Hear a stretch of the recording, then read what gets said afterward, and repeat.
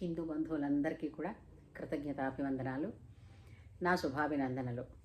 నేను చేస్తున్న ప్రతి వీడియోని ప్రోత్సహిస్తూ, లైక్ చేస్తూ, మంచి మంచి మీ కామెంట్స్ని, మీ అభిప్రాయాలని కామెంట్ సెక్షన్లో రాస్తూ నాకు తెలియపరుస్తూ నన్ను ప్రోత్సహిస్తున్నందుకు చాలా చాలా ధన్యవాదాలండి. ఇలాగే నన్ను మీరు ఎల్లప్పుడూ ప్రోత్సహిస్తూ ఉంటారని, మంచి విషయాలు ఏవైతే మనం ముచ్చటించుకున్నామో అవి మన తర్వాత మన పిల్లలకు కూడా తెలియాలి, తర్వాత తరానికి కూడా తెలియాలి అని అనుకుంటే వాటిని వాళ్ళకి వినిపిస్తారని ఆశిస్తూ, చాలామంది అడుగుతున్నారు పిల్లలకి టూకీగా అర్థం అవడానికి, తెలియడానికి. ఎందుకంటే ఇప్పుడు పిల్లలకి చాలా వరకు సమయాలు తక్కువ కదా, వాళ్ళకి ఆడుకోవడానికే సమయం లేదంటున్నప్పుడు ఇంకా ఇటువంటి అద్భుతమైనటువంటి కొన్ని మన ఇతిహాసాలు వినడానికి సమయం ఎక్కడ ఉంటుంది చెప్పండి. కానీ ఒక్కటి మాత్రం చెప్పగలను, ఒక ఉద్యోగ భిక్షను పెడతాయి మనం చదువుకుంటున్న చదువులు, కానీ మన వ్యక్తిత్వాన్ని తీర్చిదిద్దేవి మాత్రం మన ఇతిహాసాలు, పురాణాలు, మన సంప్రదాయం, మన ధర్మం, మన ఇంట్లో మన కుటుంబం నుంచి వచ్చినటువంటి వారసత్వంగా వచ్చేటటువంటి సంపదలు ఇవి మనిషిని ఔన్నత్యాన్ని తీర్చిదిద్దుతాయన్నమాట. ఆ విధంగా చెప్పుకోవడానికి మనకి ఎప్పటికీ కూడా నిత్య నూతనమైనది రామాయణం, శ్రీరామాయణం. ఆదికవి వాల్మీకి మహర్షి రాసినటువంటి రామాయణ మహాకావ్యం. సాధారణంగా రామాయణం అంటే అందరూ మాకు తెలిసిందే అంటారు. ఏముంది, రాముడు, సీత, రావణాసురుడు, ఈ 3 క్యారెక్టర్స్ ఖచ్చితంగా వినపడతాయి. సీతని రావణుడు ఎత్తుకెళ్ళిపోయాడు, రాముడు రావణుడిని చంపి సీతాదేవిని తిరిగి తెచ్చుకున్నాడు. ఇంతే కదా, ఇందులో ఏముంది పెద్ద విశేషం, ఎన్నిసార్లు చెప్పినా దీన్నే కదా తెలుసుకోవడం అని అంటున్నారు. కానీ అండి, ఇప్పుడు మీరు ఒక రాముడిని, అతని వ్యక్తిత్వాన్ని తెలుసుకోగలిగితే ప్రతి మనిషిలోనూ కూడా నేర్చుకోవలసినవి, వెంటనే ఆచరణలో పెట్టవలసినటువంటి ధర్మాలు ఎన్నో ఉంటాయి. ఏంటి పదే పదే అందరూ ధర్మం, రాము విగ్రహవాన్ ధర్మ అంటారు. ధర్మమే అతను ఒక రూపం దాలిస్తే శ్రీరామచంద్రమూర్తి అంటాడు. ధర్మం అంటే ఇక్కడ ఏమిటండి పదే పదే అంటే కర్తవ్యం. అంటే ద ఇమ్మీడియట్ కర్తవ్యం, ఒక మనిషికి నిర్ణయించబడినటువంటి కర్తవ్యాన్ని తాను 100% కమిట్మెంట్తో నిర్వర్తించడమే ధర్మము. ప్రతి వ్యక్తికి ఒక కమిట్మెంట్ ఉంటుంది. ఆ కర్తవ్యాన్ని నిర్వర్తించగలగాలి, అది కూడా ఎలాంటి బయాస్ లేకుండా. అప్పుడు దాన్ని కర్తవ్య నిర్వహణలో ఆ మనిషి ధర్మాత్ముడు అంటారు. అందుకు రాముణ్ణి ఎక్కువగా తలుచుకుంటూ ఉంటారు. ఎందుకంటే రాముడు మనిషిగా పుట్టి 11,000 సంవత్సరాల పాటు ఈ భూమి మీద నడిచి, అంటే ప్రజలు, ఒక మనిషి ఎలా బతకాలి, ఎలా ఉండాలి, హ్యూమన్ రిలేషన్స్ ఎలా ఉండాలి, ఎవరితో ఎలా ప్రవర్తించాలి, ఎవరికి ఎటువంటి గౌరవాన్ని ఇవ్వాలి, గురువుల్ని ఏ విధంగా గురువుల్ని గౌరవంగా చూడాలి, తండ్రి మాటని ఎలా చూడాలి, తల్లిదండ్రులతో ఎలా ఉండాలి, సమాజం పట్ల ఎలా ఉండాలి, ఇవన్నీ కూడా అతను ఒక మార్గనిర్దేశనం చేశారు. అంతేకాకుండా ఒక మనిషి తనకి తానుగా తన శక్తులు ఎంతవరకు ఎక్స్టెండ్ చేసుకోవచ్చును అన్నదానికి ఏకైక ఉదాహరణ రామచంద్ర ప్రభువే. ఎందుకు రాముడు అని అంటారంటే, ఒక మనిషిగా పుట్టారు, నరుడిగానే సంచరించారు. నరుడికి అతను ఏ దైవశక్తిని కూడా ఉపయోగించి మాయలు మర్మాలు చెయ్యలేదు. ఆయన కేవలం తన కర్తవ్య నిర్వహణలో ఏవేవి అచీవ్మెంట్స్ ఆయన సాధించారో అవి ఎప్పటికీ నిత్యనూతనమే. రాబోయే తరాలకి కూడా క్యారెక్టర్ని నిర్మించడంలో ఉపయోగపడతాయనడంలో అస్సలు సందేహం లేదండి. అందుకని రామాయణాన్ని నాకు తెలిసినంత వరకు నేను పిల్లలకి కొద్దిగా అర్థమయ్యేటట్టు వరకు చెప్పే ప్రయత్నం చేస్తాను. బోర్ కొట్టిందని అనకుండా, ఇప్పుడు చెప్పిన ఈ వీడియోలోనే పూర్తయిపోదు కాబట్టి ఇక మీద నుంచి నేను చేసే ప్రతి వీడియోని మీ పిల్లలకి పూర్తిగా వినిపించండి. ఎందుకంటే ఆదిన పోతన గారు ఒక మాట అన్నారు, పలికెడిది భాగవతమట, పలికించెడివాడు రామభద్రుండట, నే పలికిన భవహరమగునట, పలికెద వేరుండుగా గాథ పలుకగ నేల. అంటే పలికేది నేను కాదు, పలికిస్తున్నది రామప్రభువే. అతను పిల్లలకి అర్థం అవడానికి, అంటే ఎందుకు ఇప్పుడు చెప్తున్నాను అంటే ఇది ఇంట్రడక్షనే కావచ్చు. This is the high time to learn about Ramayana for everyone.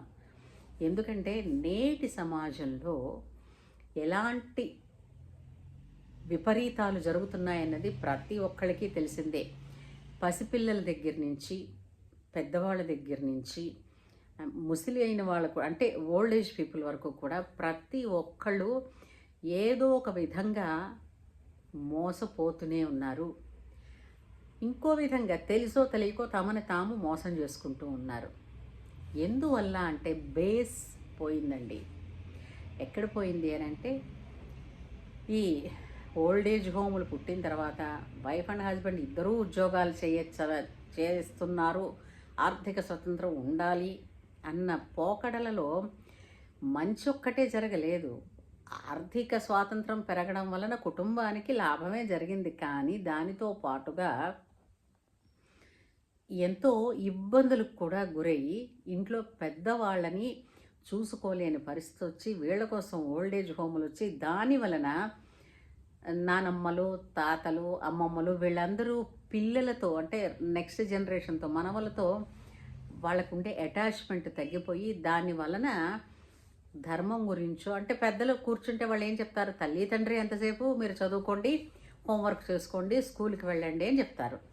మరి అమ్మమ్మ, నానమ్మ వాళ్ళు, తాతగారు వాళ్ళు ఉంటే ఏం చెప్తారు, మంచి ఒక పద్యము, మంచి ఇప్పుడు మన చరిత్ర గురించి రాముడి కథలు, కృష్ణుడి కథలు, ఇట్లా చాలా ఉన్నాయి కదా, దశావతారాల్లోని కథలు, వీటన్నింటి గురించి చెప్పడము, ఇవన్నీ ఓ స్తోత్రం, ఓ శ్లోకం, ఇలాంటివన్నీ చెప్పి మన సంప్రదాయాన్ని, మన ధర్మాన్ని వాళ్ళలో ఎక్కిస్తూ, ఇంజెక్ట్ చేస్తూ వాళ్ళ క్యారెక్టర్ని ఒక పరిపూర్ణమైనటువంటి, సంపూర్ణమైనటువంటి మానవతా విలువలతో వాళ్ళని పెంచుతారు. అది ఇప్పుడు కరువైపోయింది. దాని ప్రభావం ఇప్పుడు సమాజం మీద చాలా ఉంది. ఎందుకంటే ఇన్ఫర్మేషన్ ఎరా నడుస్తుంది ఇప్పుడు. అంటే అవసరమైనది, అవసరం లేనిది చేతిలో ఉంటున్నాయి, ఫింగర్ టిప్స్ మీద. దాని వలన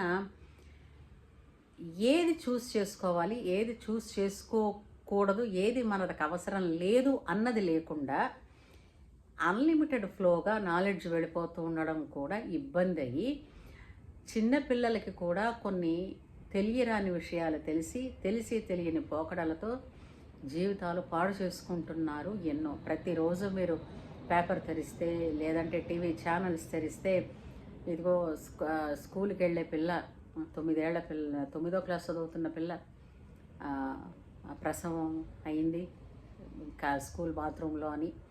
అలాగే బెంగళూరులో నిన్న మొన్న కేసు ఒకటి చూసాం. ఒక ఆడపిల్ల, కాలేజీ పిల్లాన్ని కనేసి కమోడులో వదిలేసి వెళ్ళిపోయిందని. సో ఈ తర్వాత ఎన్నో పోకడలు, ఆడపిల్లల్ని మోసం చేస్తున్న మగవాళ్ళు, మగపిల్లల్ని మోసం చేస్తున్న ఆడవాళ్ళు.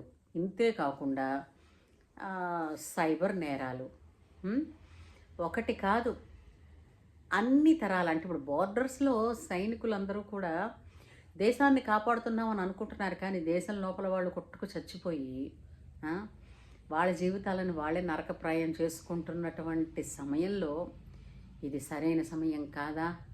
తిరిగి మన మానవుడు అన్న మనిషి, అంటే మానవుని వ్యక్తిత్వాన్ని, విలువలని యుగాల తరబడి నిలబెట్టి ఔన్నత్యాన్ని పెంచినటువంటి ఒక వ్యక్తి కథ రామ కథ. దాని గురించి తెలుసుకోవాల్సిన అవసరం ఇప్పుడు ఎంతైనా ఉంది. కాబట్టి ఆ అవసరాన్ని నాకు అనిపించి, నాకు తెలిసినంత మటుకు రామ కథని, సీతారాముల కథని, రామాయణ కథని కొద్దిగా తెలిసినంత మేర, రాముడు పలికించినంత మేర నేను శ్లోకాలు ఏమీ చెప్పలేనండి. నేను చెప్పగలిగింది నేను అర్థం చేసుకున్న కథని మాత్రమే.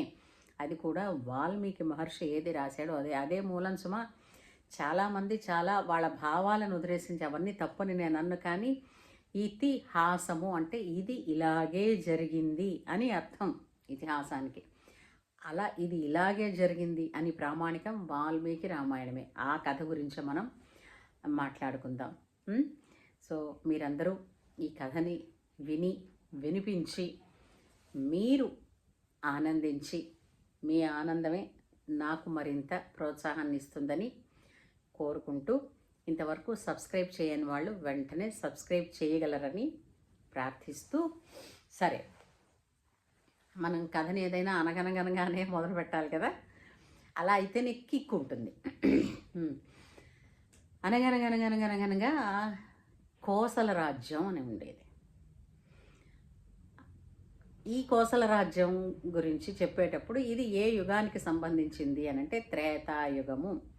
మనకి 4 యుగాలు కదా ఎప్పుడు ఉంటాయి, యుగ చతుష్టయం అంటారు. అవి కృతయుగము, త్రేతాయుగము, ద్వాపర యుగము, కలియుగము. ఇప్పుడు మనం కలియుగంలో ఉన్నాం, సరేనా? త్రేతాయుగం నాటి మాట మనం మాట్లాడుకుంటున్నాం. ఇలాంటి యుగ చతుష్టయాలు ఇప్పటికెన్నో నడిచాయి అనుకోండి. త్రేతాయుగం నాటి మాట మనం మాట్లాడుకుంటున్నాం, సరేనా? సో కోసల రాజ్యం అనేటువంటిది ఉండేది. ఆ కోసల రాజ్యానికి రాజధాని అంటే మనం ఇప్పుడు అనుకునేటట్టుగా క్యాపిటల్ ఏది అంటే అయోధ్య నగరం. ఈ అయోధ్య నగరానికి ఇక్ష్వాకు వంశస్థులు పాలకులుగా ఉండేవారు.